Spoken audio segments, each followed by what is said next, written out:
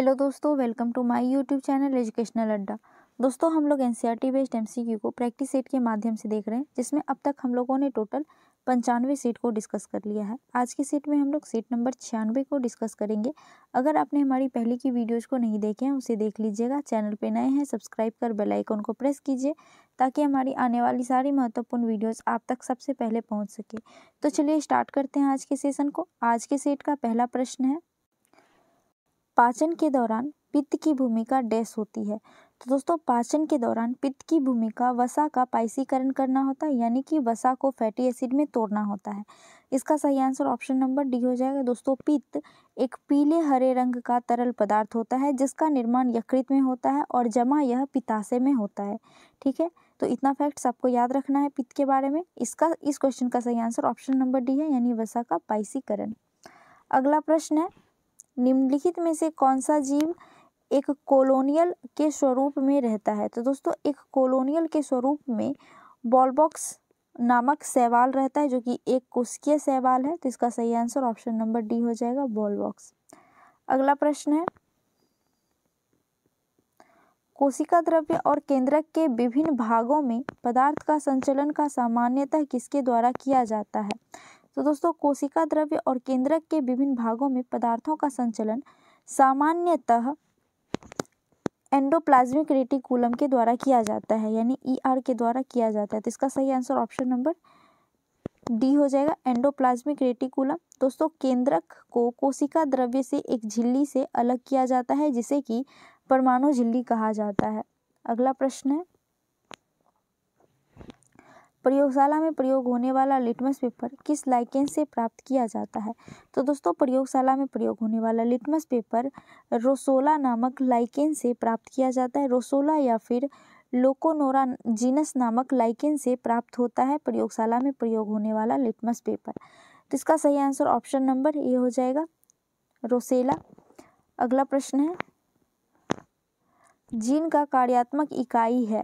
दोस्तों, जीन का कार्यात्मक इकाई सिस्ट्रॉन होता है। इसका सही आंसर ऑप्शन नंबर ए हो जाएगा, सिस्ट्रॉन। दोस्तों, सिस्ट्रॉन जीन होता है, जीन डीएनए से बने होते हैं और यह आनुवांशिकता का मूल भौतिक और कार्यात्मक इकाई होता है। दोस्तों, जीन ही पैतृक गुणों को अगले पीढ़ी में ले जाने का कार्य करता है। तो इसका सही आंसर ऑप्शन नंबर ए हो जाएगा, सिस्ट्रॉन।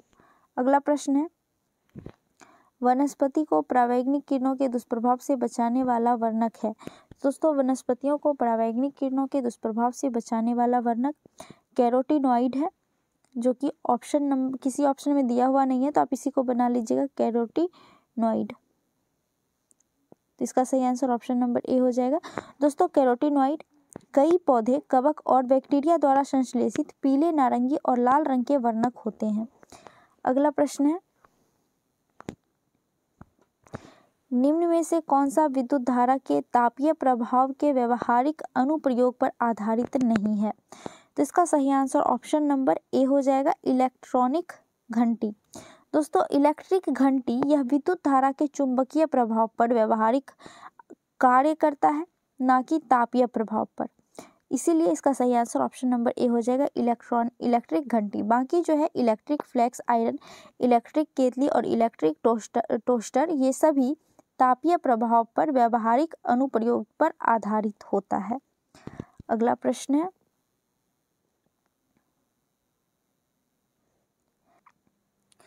किसी गोलाकार दर्पण की फोकस दूरी डैश होती है। तो दोस्तों, किसी गोलाकार दर्पण की फोकस दूरी वक्रता त्रिज्या की आधी होती है। इसका जो फॉर्मूला होता है वो होता है F=R/2। तो इसका सही आंसर ऑप्शन नंबर बी हो जाएगा, वक्रता त्रिज्या की आधी, जिसमें F फोकस है, R वक्रता त्रिज्या है। अगला प्रश्न है, संपीड़नों का निर्माण उस स्थान पर होता है जहाँ पे वायु दाब है। तो दोस्तों, संपीड़नों का निर्माण उस स्थान पर होता है जहाँ पे वायु दाब उच्च होता है। तो इसका सही आंसर ऑप्शन नंबर सी हो जाएगा, उच्च। दोस्तों, उच्च वायु दाब में वायु का कण एक दूसरे से बहुत पास होता है, जिसे संपीड़न कहते हैं। तो इसका सही आंसर ऑप्शन नंबर सी हो जाएगा। अगला प्रश्न है, किसी रॉकेट का प्रक्षेपण न्यूटन के किस नियम पर आधारित होता है। तो दोस्तों रॉकेट का प्रक्षेपण यह न्यूटन के तीसरे नियम पर आधारित होता है। न्यूटन का तीसरा नियम क्या कहता है? तो दोस्तों न्यूटन का तीसरा नियम कहता है कि हर क्रिया के बराबर एक विपरीत प्रतिक्रिया होगी। दोस्तों रॉकेट कार्य कैसे करता है? तो रॉकेट का जो इंजन है वह गर्म गैस पैदा करता है और ये गैस इंजन के पीछे वाले भाग से बाहर आता है, जिसकी वजह से उसे फोर्स लगता है और वह दूसरी तरफ यानी एक क्रिया हुआ जो और इसके विपरीत प्रतिक्रिया होता है, जिसकी वजह से रॉकेट का प्रक्षेपण होता है।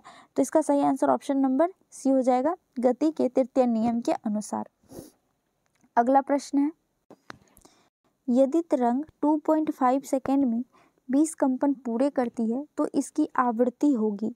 दोस्तों यदि 2.5 सेकेंड में तरंग 20 कंपन पूरे करते हैं तो इसकी आवृत्ति निकालने के लिए हम कंपन बटा उसका जो टाइम है उससे डिवाइड करेंगे। तो यानी 2.5 से जब डिवाइड करेंगे तो यहाँ पे 200 हो गया, 25 से जब हम काटेंगे तो ये 8 बार में काटेगा, यानी 8 हर्ट्ज इसकी आवृत्ति निकलकर सामने आएगी। तो इसका सही आंसर ऑप्शन नंबर बी हो जाएगा, 8 हर्ट्ज। अगला प्रश्न है, भारतीय रेल द्वारा विश्व की प्रथम हॉस्पिटल ट्रेन का उद्घाटन किया गया ट्रेन का नाम है। तो उस ट्रेन का क्या नाम है दोस्तों, जो कि भारतीय रेलवे के द्वारा विश्व की प्रथम हॉस्पिटल ट्रेन थी? तो उसका नाम था दोस्तों लाइफ लाइन एक्सप्रेस। इसका सही आंसर ऑप्शन नंबर सी हो जाएगा।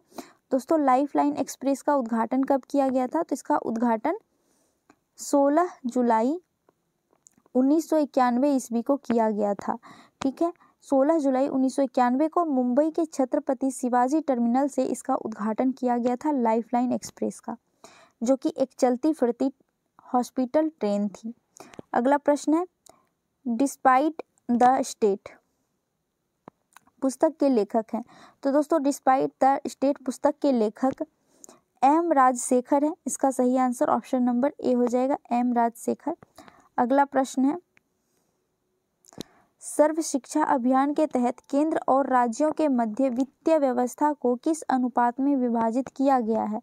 तो दोस्तों सर्व शिक्षा अभियान के तहत केंद्र और राज्यों के मध्य वित्तीय व्यवस्था को 60:40 के अनुपात में विभाजित किया गया है। इसका सही आंसर ऑप्शन नंबर ए हो जाएगा। लेकिन दोस्तों पूर्वोत्तर भारत और हिमालय के कुछ राज्यों में, हिमालय के जो राज्य थे और पूर्वोत्तर भारत के जो राज्य थे, वहाँ पर केंद्र और राज्य के मध्य वित्तीय व्यवस्था का जो अनुपात रखा गया था वो 90:10 रखा गया था। तो याद रखिएगा, अगर पूर्वोत्तर और हिमालय राज्य पूछे तो 90:10 याद रखिएगा, लेकिन बाकी और सब जगहों में केंद्र और राज्य के मध्य वित्तीय व्यवस्था का अनुपात 60:40 रखा गया सर्व शिक्षा अभियान के तहत। तो इसका सही आंसर ऑप्शन नंबर ए हो जाएगा। अगला प्रश्न है, बैंकिंग लोकपाल योजना की शुरुआत कब की गई? तो दोस्तों बैंकिंग लोकपाल योजना की शुरुआत जून 1995 ईस्वी को की गई। इसका सही आंसर ऑप्शन नंबर सी हो जाएगा, जून 1995। यह लागू कब हुआ? तो दोस्तों यह लागू हुआ था 2006 ईस्वी में। दोस्तों बैंकिंग लोकपाल योजना की शुरुआत क्यों की गई थी? तो इसे इसलिए शुरू किया गया था कि बैंकों के द्वारा दी जाने वाली सेवाओं से जुड़ी हुई शिकायतों का समाधान किया जा सके। ठीक है, तो इसका सही आंसर ऑप्शन नंबर सी हो जाएगा, जून 1995। अगला प्रश्न है, किसी अर्थव्यवस्था में क्षेत्रों को सार्वजनिक और निजी में किस आधार पर वर्गीकृत किया जा सकता है? तो इसका सही आंसर ऑप्शन नंबर सी हो जाएगा, उद्यमों का स्वामित्व के आधार पर वर्गीकृत किया जाता है। अगला प्रश्न है, गैर निष्पादनीय परिसंपत्तियां के संबंध में निम्न में से कौन सा कथन सत्य है? दोस्तों पहले हम लोग जानते हैं कि गैर निष्पादनीय संपत्तियां होती क्या है। तो दोस्तों यह एक ऐसा कर्ज है जिसमें उधारकर्ता ने ऋणदाता यानी लेनदार को लंबे समय तक कोई भी भुगतान नहीं किया हो, तो उसे गैर निष्पादनीय परिसंपत्ति कहते हैं। चलिए देखते हैं अब इसके बारे में। पहला है, किसी वित्तीय वर्ष में ब्याज का भुगतान 365 दिन से अधिक रोका जाए, ये सही है दोस्तों। दूसरा है, किसी वित्तीय वर्ष में मूलधन का भुगतान 180 दिन से अधिक रोका जाए, तो ये भी सही है। अगर ब्याज की बात होगी तो 365 दिन से अगर अधिक रोका जाएगा तब, और मूलधन की बात होगी तो 180 दिन से अधिक रोका जाएगा तब यह गैर निष्पादनीय परिसंपत्ति के अंतर्गत आता है। तो ये दोनों के दोनों कथन सत्य हैं। तो इसका सही आंसर ऑप्शन नंबर ए हो जाएगा। 1 और 2 दोनों सही है। अगला प्रश्न है, एक वर्ष में किसी देश की घरेलू सीमा के भीतर उत्पादित समस्त अंतिम तथा सेवाओं को क्या कहा जाता है? तो दोस्तों एक वर्ष के अंदर अगर किसी देश का घरेलू सीमा के भीतर का सारा जो समस्त अंतिम वस्तु और सेवाओं का योग करेंगे तो उसे सकल घरेलू उत्पाद कहेंगे, यानी जीडीपी कहेंगे। तो इसका सही आंसर ऑप्शन नंबर सी हो जाएगा, सकल घरेलू उत्पाद। अगला प्रश्न है फेबियन सोशलिज्म का नेतृत्व किसने किया था? तो दोस्तों फेबियन सोशलिज्म का नेतृत्व जॉर्ज बर्नार्ड शॉ के द्वारा किया गया था। इसके अन्य नेता एम फिलिप्स, एच.जे. वेल्स ये सभी थे। तो इसका सही आंसर ऑप्शन नंबर ए हो जाएगा, जॉर्ज बर्नार्ड शॉ। दोस्तों फेबियन सोशलिज्म था क्या? तो यह एक ब्रिटिश समाजवादी संगठन था। इसका उद्देश्य की बात करें दोस्तों, इसका उद्देश्य था क्रांतिकारी उथल पुथल के बजाय लोकतंत्र में क्रमिक और सुधारवादी प्रयासों से सामाजिक लोकतंत्र और लोकतांत्रिक साम्राज्यवाद के सिद्धांत को आगे बढ़ाना। तो इसका सही आंसर ऑप्शन नंबर ए है। अगला प्रश्न है, सूची 1 को सूची 2 से मिलाना है। एक तरफ गवर्नर जनरल दिया हुआ है, दूसरी तरफ उसे संबंधित विषय दिया हुआ है। पहला है लॉर्ड बेलेजली। दोस्तों लॉर्ड बेलेजली क्या किए थे? तो यह शिशु हत्या पर प्रतिबंध लगाए थे। इसका आर से सम्मिलित हो जाएगा। लॉर्ड कैनिंग, दोस्तों लॉर्ड कैनिंग ने विधवा विवाह का अनुमति दिया था, और विधवा विवाह के लिए को पुनः यानी कि पुनर्विधवा विवाह जिसको कह सकते हैं। नॉर्थब्रुक ने क्या किया था? तो यह अंतर्जातीय विवाह की अनुमति दी थी। वहीं लैंसडाउन ने लड़की विवाह की आयु 12 वर्ष निर्धारित किए थे। तो इसका जो सही सम्मेलन हो जाएगा वो हो जाएगा आर, एस, पी और क्यू, जो कि ऑप्शन नंबर डी में है। तो इसका सही आंसर ऑप्शन नंबर डी हो जाएगा। अगला प्रश्न है, भारत छोड़ो प्रस्ताव की निम्नलिखित में से किसने अनुशंसा की थी? तो दोस्तों भारत छोड़ो प्रस्ताव की अनुशंसा सरदार वल्लभ भाई पटेल के द्वारा किया गया था। इसका सही आंसर ऑप्शन नंबर बी हो जाएगा, सरदार वल्लभ भाई पटेल। वहीं दोस्तों भारत छोड़ो प्रस्ताव को प्रस्तुत किसने किया था? तो यह प्रस्ताव को प्रस्तुत रखा गया था जवाहरलाल नेहरू जी के द्वारा। और यह प्रस्ताव दोस्तों 8 अगस्त 1942 ईस्वी को मुंबई में अखिल भारतीय कांग्रेस कमेटी की बैठक में पारित किया गया था। 1907 के सूरत अधिवेशन में कांग्रेस में नरम दल और गरम दल के बीच विभाजन की निम्नलिखित में से कौन सा कारण नहीं था? तो कौन सा कारण था पहले हम लोग ये देख लेते हैं। स्वराज की मांग, ये बिल्कुल ये कारण रहा था। राष्ट्रीय शिक्षा नीति की मांग, ये भी रहा था। बहिष्कार की मांग, ये भी रहा था। नरम दल और गरम दल बनने के बीच में विभाजन का एक कारण। संविधान सभा के गठन की मांग, ये इसका कारण नहीं था। नरम दल और गरम दल के में विभाजन के बीच में संविधान सभा के गठन का कोई भी रोल नहीं था। तो इसका सही आंसर ऑप्शन नंबर डी हो जाएगा। अगला प्रश्न है,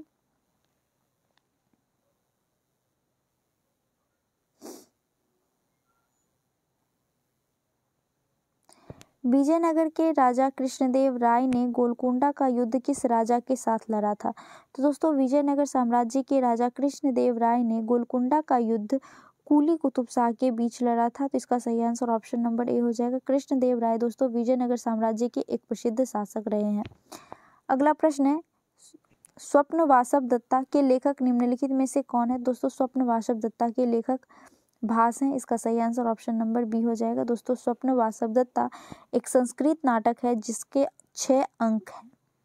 ठीक है, तो इसका सही आंसर ऑप्शन नंबर बी हो जाएगा, भास। अगला प्रश्न है, काकतीय वंश का संस्थापक कौन था? तो दोस्तों काकतीय वंश का संस्थापक बीटा प्रथम था। इसका सही आंसर ऑप्शन नंबर सी हो जाएगा। और काकतीय वंश का राजधानी के बारे में अगर पूछे तो दोस्तों काकतीय वंश की राजधानी ओरुगुल्लू था, जिसको वर्तमान में वारंगल के नाम से जानते हैं। अगला प्रश्न है, निम्नलिखित में से कौन सा कथन गलत है? चलिए देखते हैं इसमें से कौन सा कथन गलत है। पहला है, प्रदा प्रथा एवं वेश्यावृत्ति सैंधव सभ्यता में प्रचलित थी। तो बिल्कुल सही है दोस्तों, प्रदा प्रथा एवं वेश्यावृत्ति सैंधव सभ्यता में प्रचलित थी। दूसरा है सैंधववासी सूती एवं ऊनी वस्त्र का प्रयोग करते थे, तो ये भी सही है। तीसरा है सिंधु सभ्यता की प्रमुख फसल धान थी, तो ये गलत हो जाएगा दोस्तों, धान नहीं था, इसकी जगह पे गेहूं और जौ था। सिंधु सभ्यता का प्रमुख फसल गेहूं और जौ था, तो ये गलत हो गया। चौथा है लेखन कला की उचित प्रणाली विकसित करने वाली पहली सभ्यता सुमेरियन की सभ्यता थी, तो ये भी सही है। इसमें से गलत पूछ रहा था, तो गलत कौन सा है, तो ऑप्शन नंबर सी गलत है, इसका सही आंसर ऑप्शन नंबर सी हो जाएगा। अगला प्रश्न है भारतीय उच्चायुक्त के पद का किस अधिनियम से सृजन हुआ। तो दोस्तों भारतीय उच्चायुक्त पद का भारत सरकार अधिनियम 1919 में सृजन हुआ था, जिसे हम लोग मॉन्टेग्यू चेम्सफोर्ड सुधार के नाम से भी जानते हैं दोस्तों। इसी अधिनियम के तहत लोक सेवा आयोग की भी स्थापना की गई थी, तो इसका सही आंसर ऑप्शन नंबर बी हो जाएगा, भारत सरकार अधिनियम 1919। अगला प्रश्न है पिछड़ी जाति आयोग के प्रथम सभापति कौन थे। दोस्तों पिछड़ी जाति आयोग के प्रथम सभापति काका साहेब कालेकर थे, तो इसका सही आंसर ऑप्शन नंबर बी हो जाएगा, काका साहेब कालेकर।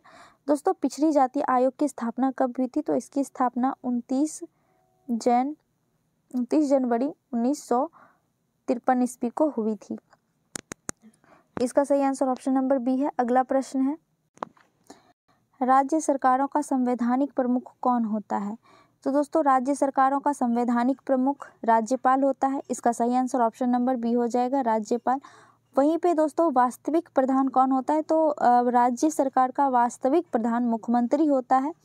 अब अगर हम लोग बात करें कि केंद्र सरकार का संवैधानिक प्रमुख कौन होता है, तो दोस्तों केंद्र सरकार का संवैधानिक प्रमुख राष्ट्रपति होते हैं, जबकि वास्तविक प्रमुख प्रधानमंत्री होते हैं। इसमें राज्य सरकार का संवैधानिक प्रमुख पूछा गया था, तो राज्यपाल होते हैं, इसका सही आंसर ऑप्शन नंबर बी हो जाएगा। अगला प्रश्न है 1927 में महाराष्ट्र में महार सत्याग्रह किसने आरंभ किया था। दोस्तों महार सत्याग्रह ये डॉक्टर भीमराव अंबेडकर के द्वारा शुरू किया गया था। क्यों शुरू किया गया था, तो दोस्तों अछूतों और दलितों को सार्वजनिक टैंक का पानी पीने और उसे इस्तेमाल करने का अधिकार दिलाने के लिए यह महार सत्याग्रह शुरू किया गया था।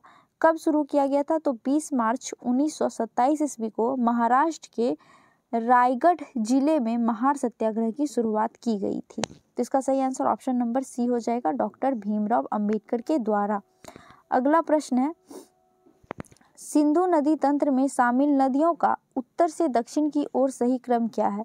तो दोस्तों सिंधु नदी तंत्र में उत्तर से दक्षिण ओर जो नदियां मिलती है उसमें जाकर, तो सबसे पहले झेलम मिलती है सबसे उत्तर में, उसके बाद चिनाब, फिर रावी, फिर ब्यास और फिर सतलज सबसे नीचे, यानी सबसे दक्षिण तरफ से सतलज मिलती है। तो इसमें सही कौन सा हो जाएगा, इसका सही क्रम, तो सबसे पहले झेलम, फिर चिनाब, उसके बाद फिर रावी, तो सिर्फ इसमें है रावी, तो इसका सही आंसर ऑप्शन नंबर सी हो जाएगा, रावी के बाद ब्यास, ब्यास के बाद सतलज, तो ये सही क्रम में है, तो इसका सही आंसर ऑप्शन नंबर सी है। अगला प्रश्न है निम्नलिखित में से किस स्थल से 11 समाधानों तथा 8 चूल्हों के अवशेष मिले हैं। तो दोस्तों यह सहराय नहराय नामक जगह से 11 समाधान तथा 8 चूल्हों के अवशेष मिले हैं, तो इसका सही आंसर ऑप्शन नंबर सी हो जाएगा। अगला प्रश्न है हड़प्पा संस्कृति के विस्तार के संदर्भ में चोलिस्तान शब्द का प्रयोग किस क्षेत्र के लिए किया गया है।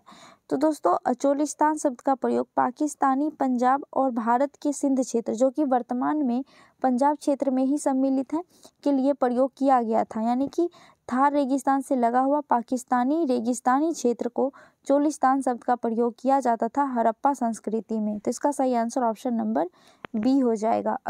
अगला प्रश्न है ग्लेशियर से पिघलने, वाष्पीकरण और हिमस्खलन के कारण बर्फ कम होने को क्या कहा जाता है।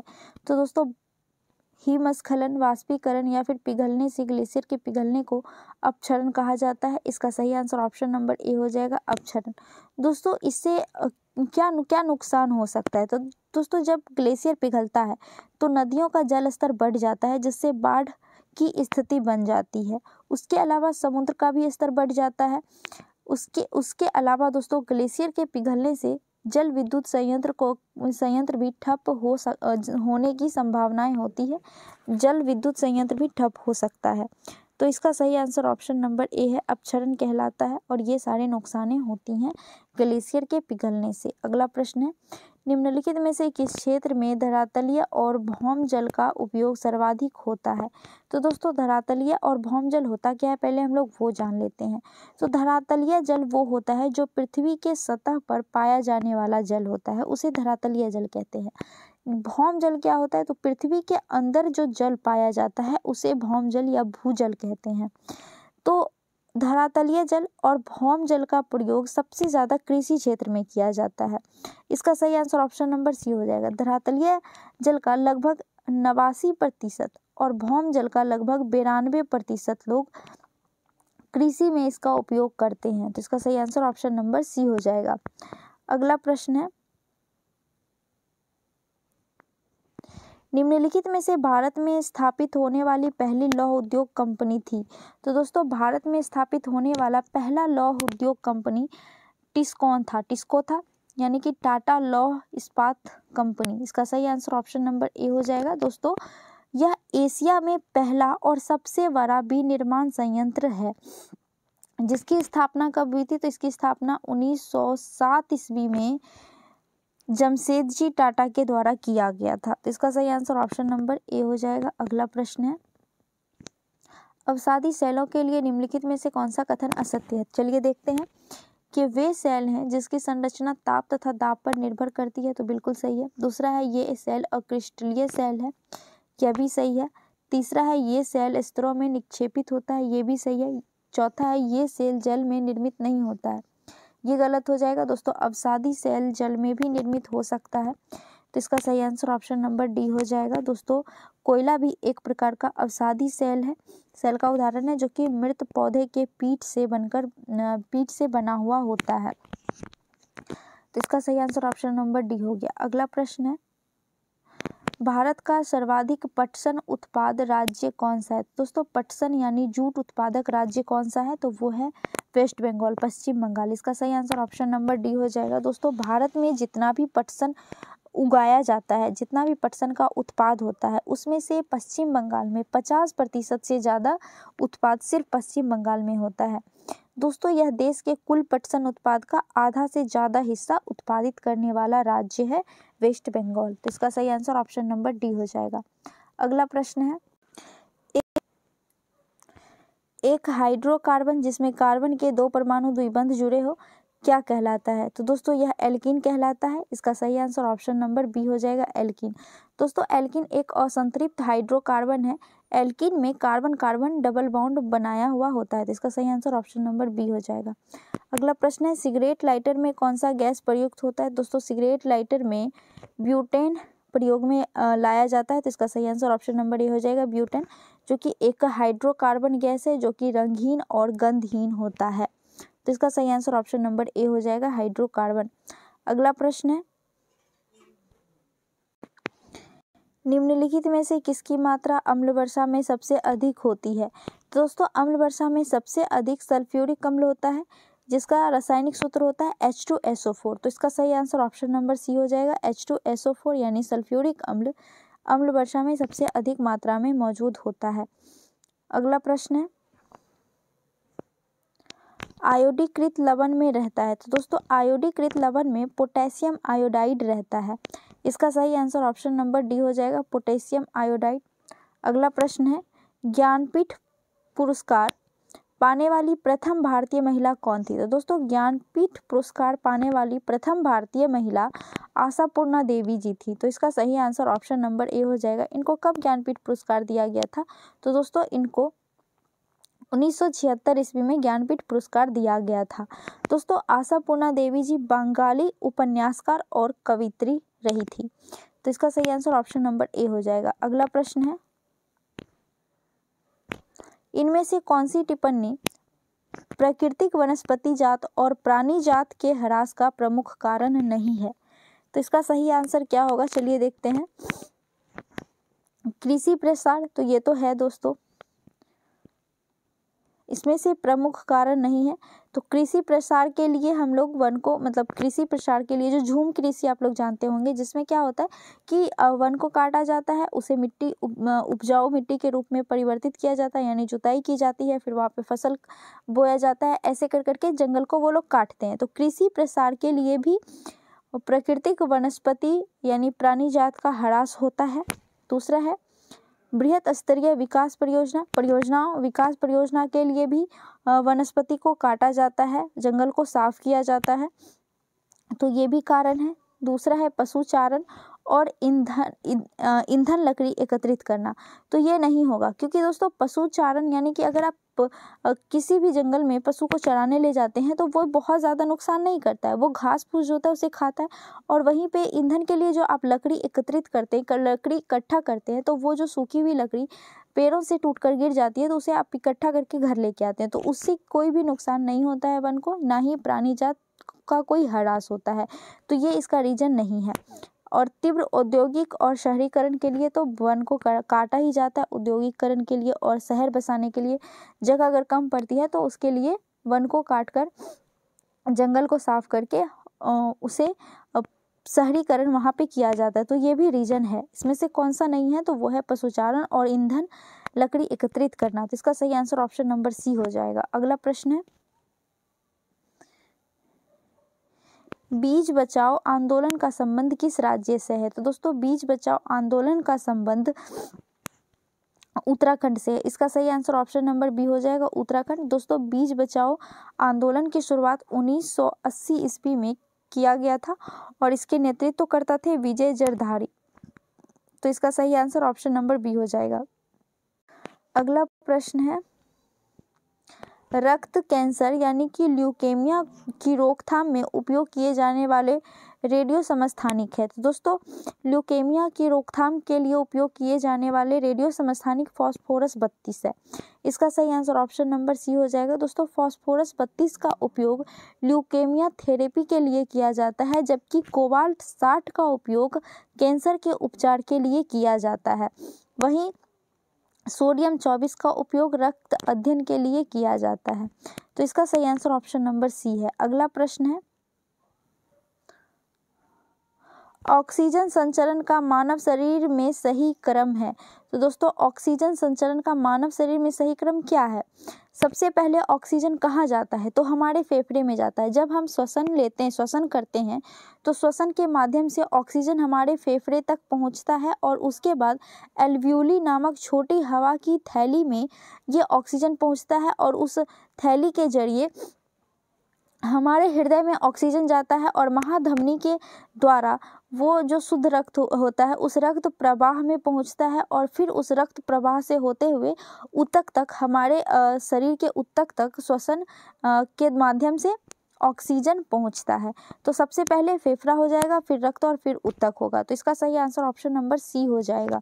अगला प्रश्न है, मॉडर्न जेनेटिक्स के पिता है। दोस्तों मॉडर्न जेनेटिक्स के पिता है डब्ल्यू वेटेशन। तो इसका सही आंसर ऑप्शन नंबर बी हो जाएगा, डब्ल्यू वेटेशन। दोस्तों इन्होंने अनुवांशिकी शब्द का प्रयोग किया था, अनुवांशिकी शब्द को गढ़ा और अनुवांशिकता की आधुनिक समझ के लिए बुनियादी सबूत को पेश किए थे। इसी वजह से इसे मॉडर्न जेनेटिक्स का पिता कहा जाता है। ऐसे नॉर्मल अगर पूछे कि जेनेटिक्स के पिता किसे कहा जाता है तो वो हो जाएगा ग्रेगर जॉन मेंडल। तो इसका सही आंसर ऑप्शन नंबर बी हो जाएगा। अगला प्रश्न है, निम्नलिखित को सुमेलित कीजिए। सुमेलित करने कह रहा है, एक तरफ वैज्ञानिक दिया हुआ है, दूसरी तरफ उसके आविष्कार दिए हुए हैं, उन्होंने किस चीज़ की खोज की है वो दिया हुआ है। तो चलिए देखते हैं। पहला है जॉन गुटेनबर्ग। जॉन गुटेनबर्ग ने प्रिंटिंग प्रेस की खोज किए थे। वहीं थियोडोर मेनन ने क्या किया था? तो यह लेजर के आविष्कारक है। सोल्स दोस्तों यह टाइपराइटर के आविष्कारक है और जेम्स प्लक्स जो है मशीन गन के आविष्कारक है। तो इसका सही आंसर हो जाएगा 2, 1, 4 और 3, 2, 1, 4 और 3, जो कि ऑप्शन नंबर सी में है, तो इसका सही आंसर ऑप्शन नंबर सी हो जाएगा। अगला प्रश्न है और आज के सेशन का लास्ट प्रश्न है। दोस्तों वीडियो कैसी लगी ज़रूर बताइएगा। दोस्तों जब ये सेशन ख़त्म हो जाएगा, यानी ये जो 100 सेट है ये जब ख़त्म हो जाएगा, कंप्लीट हो जाएगा, तो हम लोग 150 सेट वाले प्रैक्टिस सेट को डिस्कस करेंगे। तो हमें उम्मीद है कि जो इतना प्यार आप लोगों ने इस डिस्कशन को दिया, इस 100 सेट को दिए हैं, आगे आने वाले उस 150 सेट को भी आप लोग ज़रूर देंगे। चलिए इस क्वेश्चन को देखते हैं। क्वेश्चन है, प्लाज्मा अनुसंधान संस्थान निम्नलिखित में से किस राज्य में है? तो दोस्तों प्लाज्मा अनुसंधान संस्थान यह गुजरात के गांधीनगर में स्थित है। इसका सही आंसर ऑप्शन नंबर सी हो जाएगा। इसकी स्थापना दोस्तों 1986 ईस्वी में की गई थी। दोस्तों यह देश का एकमात्र संस्थान है जो कि पदार्थ की प्लाज्मा अवस्था का अध्ययन करता है। तो इसका सही आंसर ऑप्शन नंबर ए हो जाएगा, गुजरात। हमारा आज का सेशन यहीं तक था। वीडियो कैसी लगी जरूर बताइएगा। अच्छी लगी हो तो लाइक करके जाइएगा, अपने दोस्तों से शेयर कीजिएगा। मिलते हैं नेक्स्ट सेट में। जय हिंद।